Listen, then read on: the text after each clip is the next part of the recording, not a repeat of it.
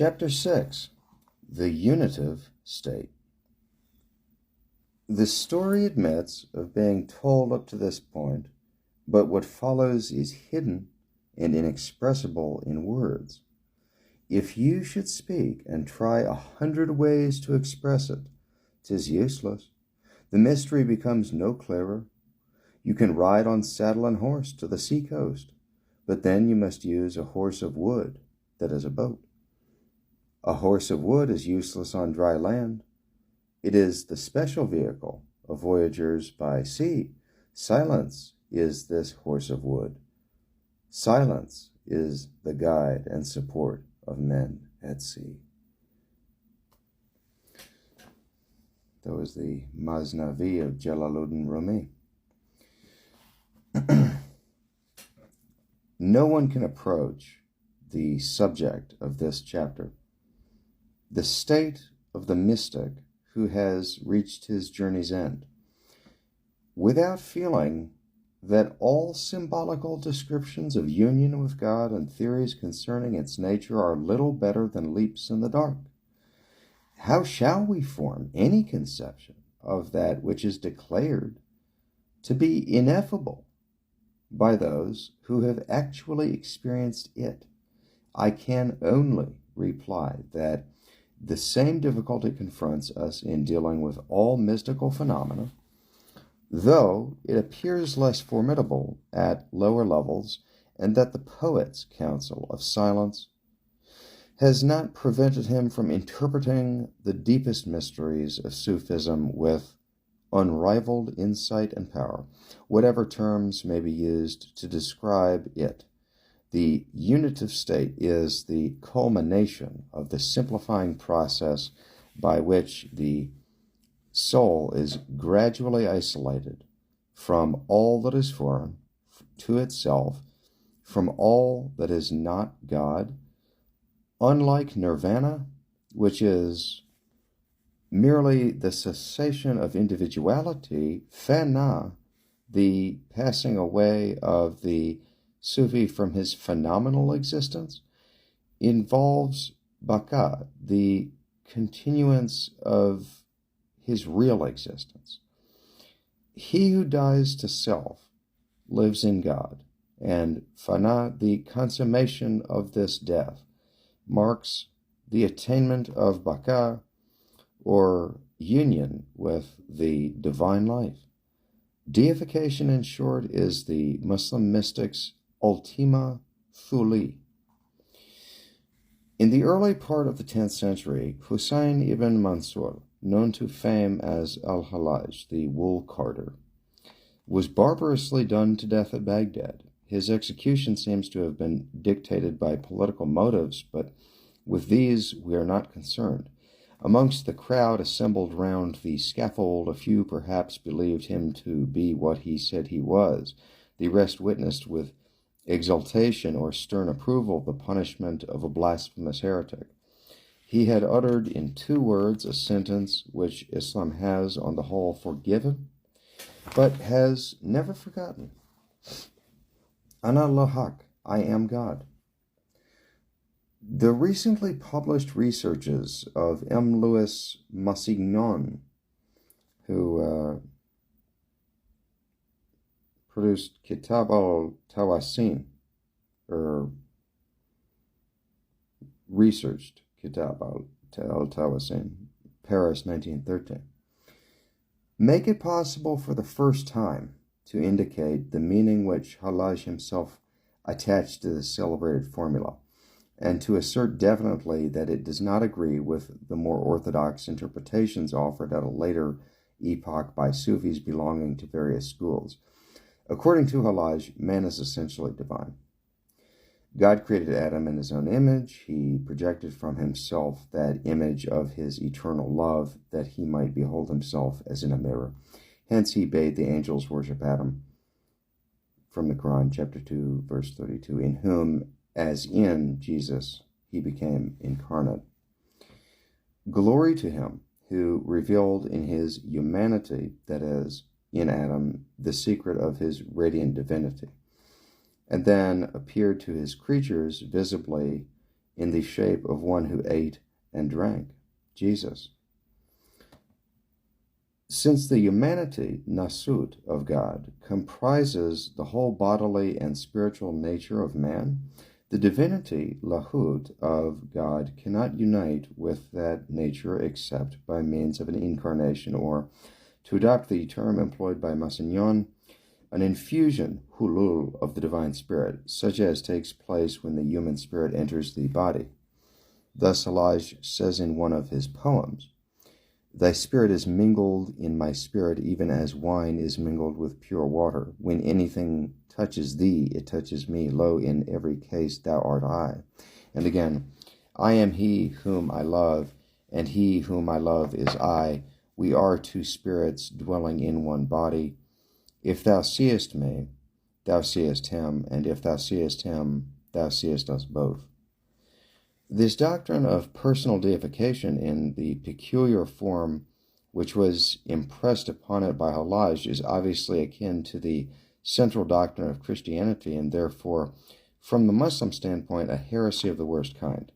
It survived unadulterated only amongst his immediate followers. The hululis, that is, those who believe in incarnation, are repudiated by Sufis in general quite as vehemently as by Orthodox Muslims. But while the former have unhesitatingly condemned the doctrine of hulul, they have also done their best to clear Halage from the suspicion of having taught it. 3 main lines of defense are followed, and the footnote reads, "Massignon appears to be right in identifying the divine spirit with the act of reason in intellectus agens, which, according to Alexander of Aphrodisias, is not a part or faculty of our soul, but comes to us from without." See Inga, Christian Mysticism, pages 360 and 361. The doctrine of Halage may be compared with that of Tauler, Roysbrock, and others concerning the birth of God in the soul.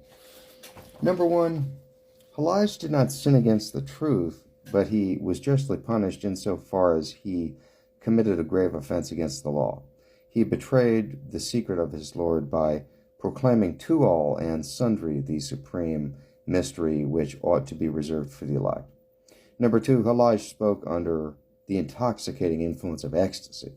He imagined himself to be united with the divine essence, when in fact he was only united with one of the divine attributes. Number 3, Halage meant to declare that there is no essential difference or separation between God and his creatures, inasmuch as the divine unity includes all being. A man who has entirely passed away from his phenomenal self exists qua his real self, which is God. In that glory is no I, or we, or thou. I, we, thou, and he are all one thing. It was not Halage who cried, Ana lahak, but God himself, speaking, as it were, by the mouth of the selfless Halage, just as he spoke to Moses through the medium of the burning bush. From the Quran, chapter 20, verse 8 to 14. The last explanation, which converts Ana lahak into an impersonal monistic axiom, is accepted by most Sufis as representing the true Halagian teaching. In a magnificent ode, Jalaluddin Rumi describes how the one light shines in myriad forms through the whole universe, and how the one essence, remaining ever the same, clothes itself from age to age in the prophets and saints who are its witnesses to mankind. Every moment the robber beauty rises in a different shape, ravishes the soul, and disappears. Every instant that loved one assumes a new garment, now of eld, now of youth.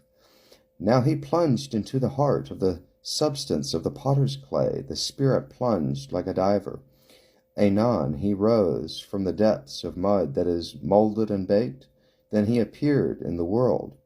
He became Noah, and at his prayer the world was flooded while he went into the ark.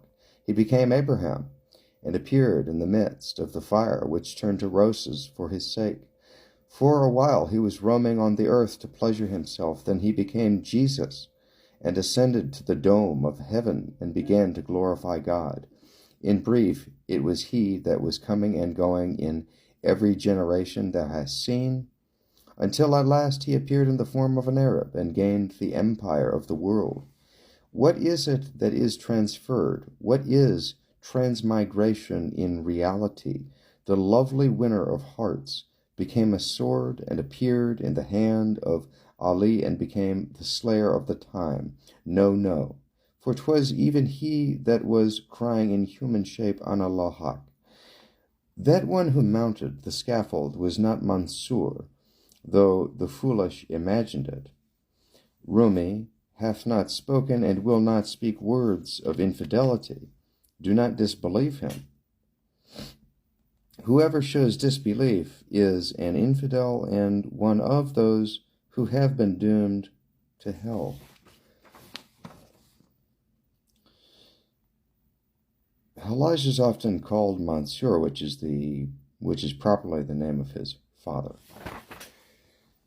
Although in Western and Central Asia, where the Persian kings were regarded by their subjects as gods, and where the doctrines of incarnation, anthropomorphism, and metempsychosis are indigenous, the idea of the God-man was neither so unfamiliar nor unnatural as to shock the public conscience very profoundly. Hallaj had formulated that idea in such a way that no mysticism calling itself Mohammedan could tolerate, much less adopt it. To assert that the divine and human natures may be interfused and commingled. And here it says, Hulul was not understood in this sense by Hallaj, though the verses quoted on earlier readily suggest such an interpretation. Hallaj, I think, would have agreed with Eckhart, who said, the word I am, none can truly speak but God alone. That the personality in which the eternal is immanent has itself a part in eternity. And that's from Inga, Christian Mysticism. Okay. So, again, to assert that the divine and human natures may be interfused and commingled would have been to deny the principle of unity on which Islam is based. The subsequent history of Sufism shows how deification was identified with unification. The antithesis, God, man, melted away in the pantheistic theory which has been explained above. There is no real existence apart from God. Man is an emanation or a reflection or a mode of absolute being. What he thinks of as individuality is in truth not being. It cannot be separated or united, for it does not exist. Man is God, yet with a difference. According to Ibn al-Arabi, the eternal and the phenomenal are two complementary aspects of the one, each of which is necessary to the other. The creatures are the external manifestation of the Creator, and man is God's consciousness, sir, as revealed in creation. But since man, owing to the limitations of his mind, cannot think all objects of thought simultaneously, and therefore expresses only a part of the divine consciousness, he is not entitled to say, Ana Lahak, I am God. He is a reality, but not the reality. We shall see that other Sufis, Jalaluddin Rumi, for example, in their ecstatic moments at any rate, ignore this rather subtle distinction. The statement that in realizing the non-entity of his individual self, the Sufi realizes his essential oneness with God, sums up the Mohammedan theory of deification in terms with which my readers are now familiar. I will endeavor to show what more precise meaning may be assigned to it, partly in my own words and partly by means of illustrative extracts from various authors. Several aspects of fana have already been distinguished.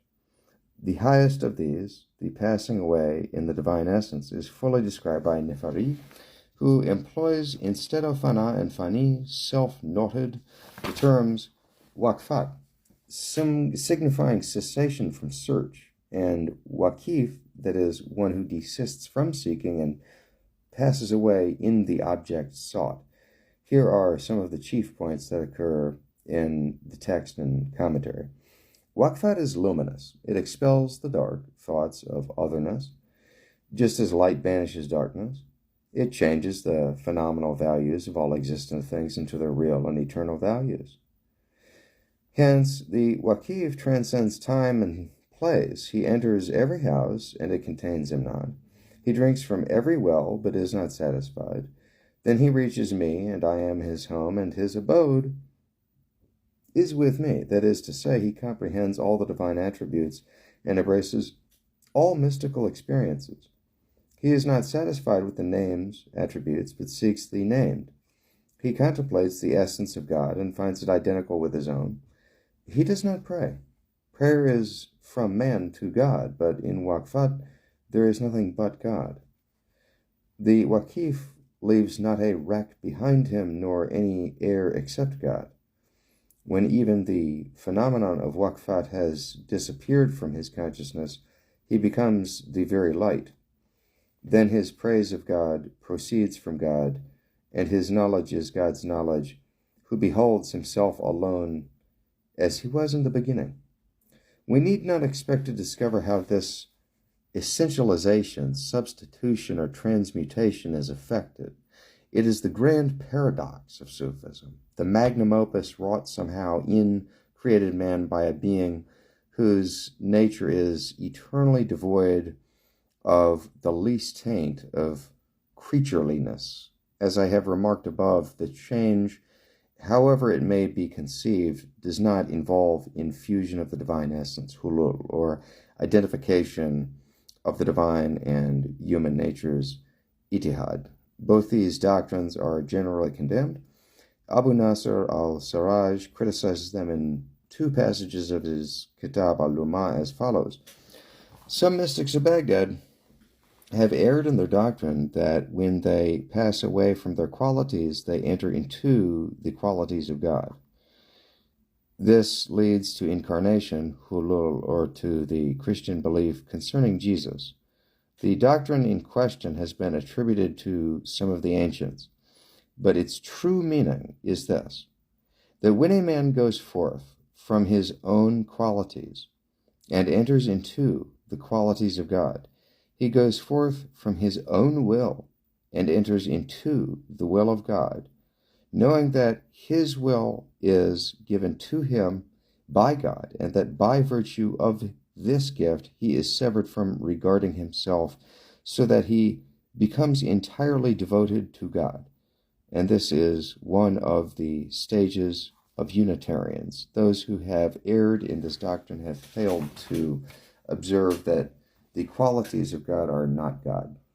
To make God identical with his qualities is to be guilty of infidelity, because God does not descend into the heart, but that which descends into the heart is faith in God and belief in his unity and reverence for the thought of him. In the second passage, he makes use of a similar argument in order to refute the doctrine of ittihad. Some have abstained from food and drink, fancying that when a man's body is weakened, it is possible that he may lose his humanity and be invested with the attributes of divinity. The ignorant persons who hold this erroneous doctrine cannot distinguish between humanity and the inborn qualities of humanity. Humanity does not depart from man any more than blackness departs from that which is black, or whiteness from that which is white, but the inborn qualities of humanity are changed and transmuted by the all-powerful radiance that is shed upon them from the divine realities. The attributes of humanity are not the essence of humanity. Those who inculcate the doctrine of fana mean the passing away of regarding one's own actions and works of devotion through the continuance of regarding God as the doer of these actions on behalf of his servant. Hujwiri characterizes as absurd the belief that passing away, fana, signifies loss of essence and destruction of corporeal substance. and that abiding, baka, indicates the indwelling of God in man. Real passing away from anything, he says, implies consciousness of its imperfection and absence of desire for it. Whoever passes away from his unperishable will abides in the everlasting will of God. But human attributes cannot become divine attributes or vice versa. The power of fire transforms to its own quality anything that falls into it, and surely the power of God's will is greater than that of fire. Yet fire affects only the quality of iron without changing its substance, for iron can never become fire. In another part of his work, Hujwiri defines union, jam, as concentration of thought upon the desired object. Thus, Majnun, the Orlando Furioso of Islam, concentrated his thoughts on Layla so that he saw only her in the whole world, and all created things assumed the form of Layla in his eyes. Someone came to the cell of Bayezid and asked, "Is Bayezid here?" He answered, "Is anyone here but God?" The principle in all such cases, Hujwiri adds, is the same, namely, that God divides the one substance of his love and bestows a particle thereof as a peculiar gift upon every one of his friends in proportion to their enravishment with him. Then he lets down upon that particle the shrouds of fleshliness and human nature and temperament and spirit, in order that by its powerful working it may transmute to its own quality all the particles that are attached to it, until the lover's clay is wholly converted into love, and all his acts and looks become so many properties of love. This state is named union, alike by those who regard the inward sense and the outward expression. Then he quotes these verses of Hallaj: "Thy will be done, O my Lord and Master, thy will be done, O my purpose and meaning, O essence of my being, O goal of my desire, O my speech and my hints and my gestures, O all of my all, O my hearing and my sight, O my whole and my element and my particles." The enraptured Sufi, who has passed beyond the illusion of subject and object and broken through to the oneness, can either deny that he is anything or affirm that he is all things. As an example of the negative way, take the opening lines of an ode by Jalaluddin, which I have rendered into verse, in imitating the metrical form of the Persian as closely as the genius of our language will permit. Lo, for I to myself am unknown, now in God's name what must I do? I adore not the cross nor the crescent, I am not a Giaour nor a Jew, east nor west, land nor sea is my home. I have kin nor with angel nor gnome.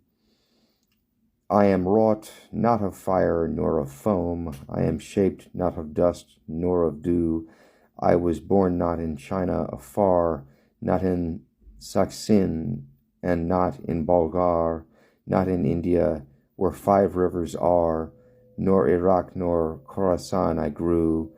Not in this world nor that world I dwell, not in paradise, neither in hell. Not from Eden and Rizwan I fell, not from Adam my lineage I drew.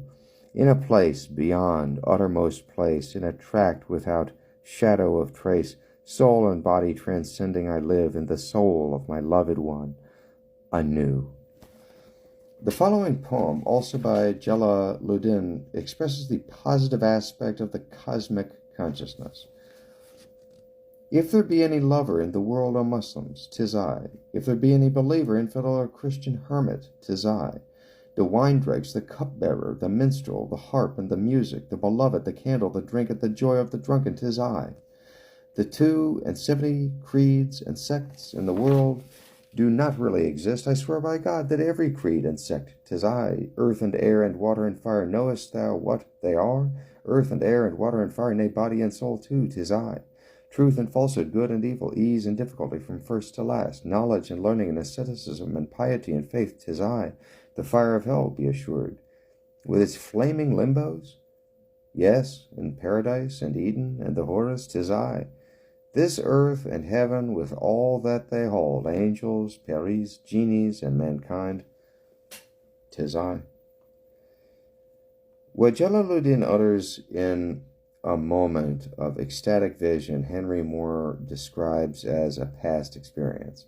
How lovely, he says, how magnificent a state is the soul of man in, when the life of God, in actuating her, shoots her along with himself through heaven and earth, makes her unite with, and after a sort feel herself animate, the whole world. He that is here looks upon all things as one, and on himself, if he can then mind himself as part of the whole. For some Sufis, absorption in the ecstasy of fana is the end of their pilgrimage. Thenceforth no relation exists between them and the world. Nothing of themselves is left in them. As individuals, they are dead, immersed in unity. They know neither law nor religion or any form of phenomenal being. But those God-intoxicated devotees who never return to sobriety have fallen short of the highest perfection. The full circle of deification must comprehend both the inward and outward aspects of deity, the one and the many, the truth and the law. It is not enough to escape from all that is creaturely, without entering into the eternal life of God, the Creator, as manifested in his works. To abide in God, baka, after having passed away from selfhood, fana, is the mark of the perfect man who not only journeys to God, that is, passes from plurality to unity, but in and with God, that is, continuing in the unitive state, he returns with God to the phenomenal world from which he set out and manifests unity in plurality. In this descent, he makes the law his upper garment and the mystic path his inner garment.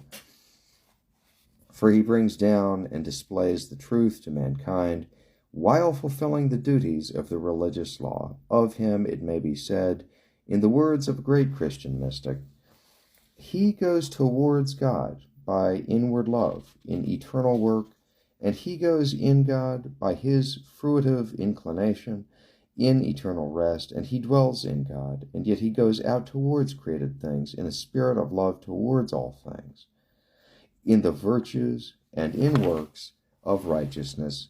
And this is the most exalted summit of the inner life. And that's Ruysbroeck, quoted in E. Underhill's Introduction to Mysticism. Afafudin Tilimsani, in his commentary on Nefari, describes 4 mystical journeys. The first begins with gnosis and ends with complete passing away, fana.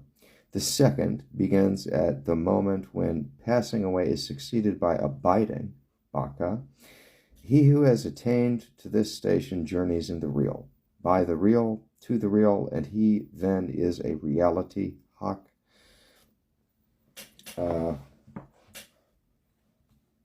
Thus, traveling onward, he arrives at the station of the kutub.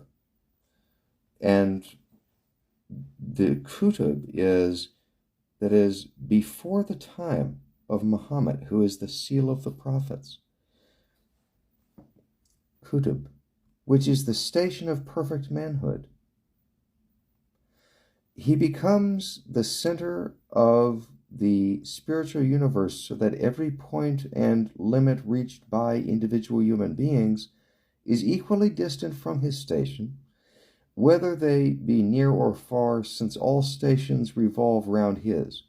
And in relation to the kutub, there is no difference between nearness and farness.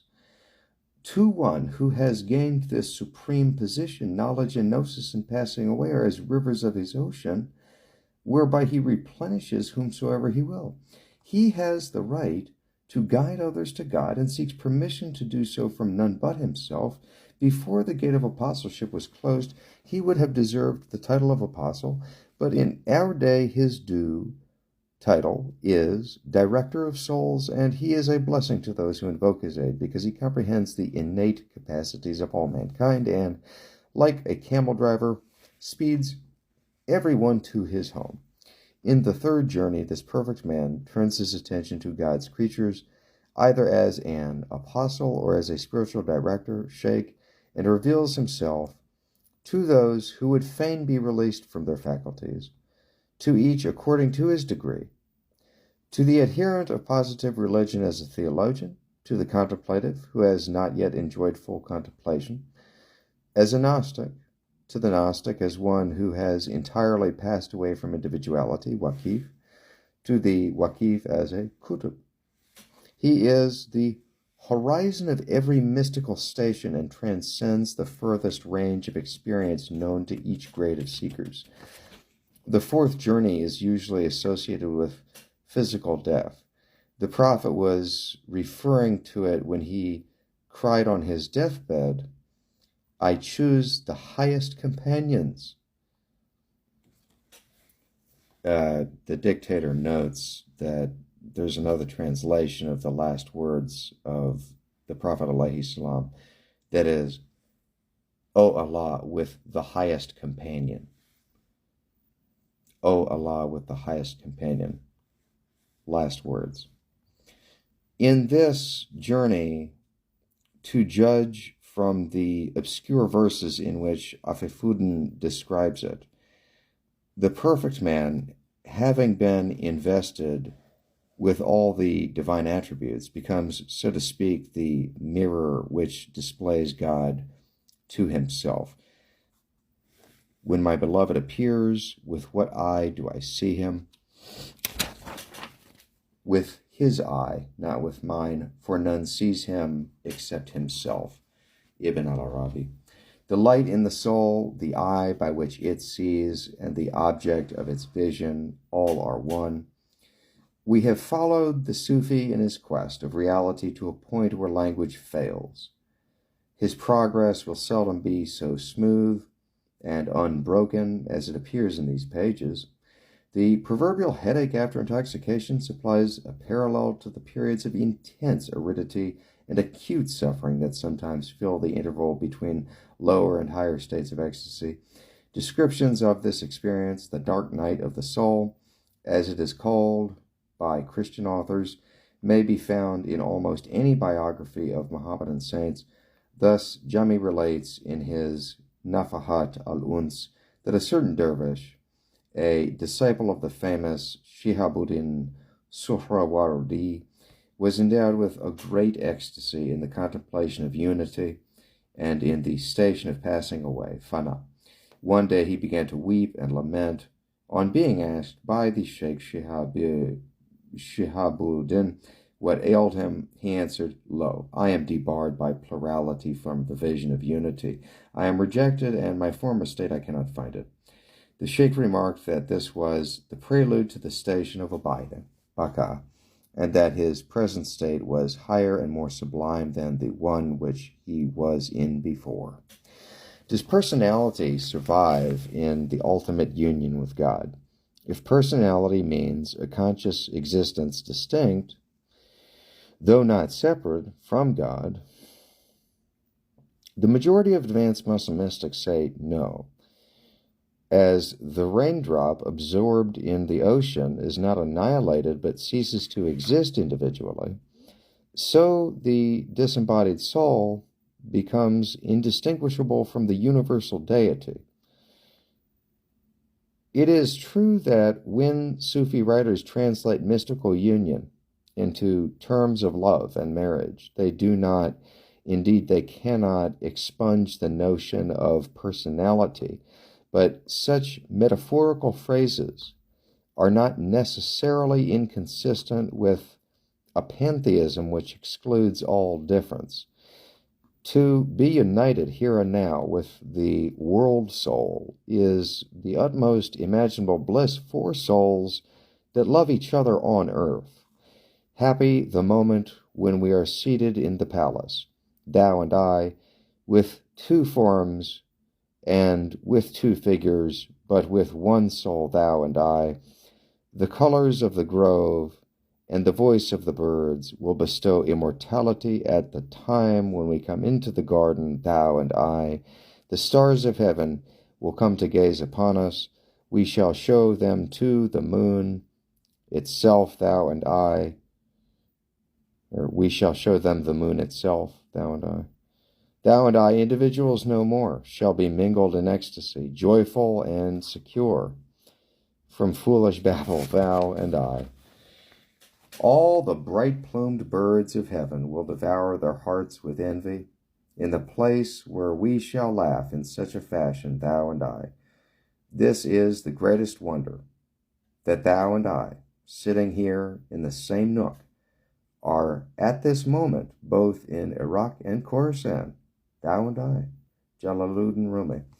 Strange as it may seem to our Western egoism, the prospect of sharing in the general, impersonal immortality of the human soul kindles in the Sufi an enthusiasm as deep and triumphant as that of the most ardent believer in a personal life continuing beyond the grave. Jalaluddin, after describing the world evolution of man in the material world and anticipating his further growth in the spiritual universe, utters a heartfelt prayer. For what? For self-annihilation in the ocean of the Godhead. I died as mineral and became a plant. I died as plant and rose to animal. I died as animal and I was man. Why should I fear? When was I less by dying? Yet once more I shall die as man, to soar with angels blessed. But even from angelhood I must pass on. All except God doth perish. When I have sacrificed my angel soul, I shall become what no mind e'er conceived. Oh, let me not exist, for non-existence proclaims in organ tones, to him we shall return. Subhanallah, subhanallah, subhanallah, subhanallah, subhanallah, subhanallah, subhanallah.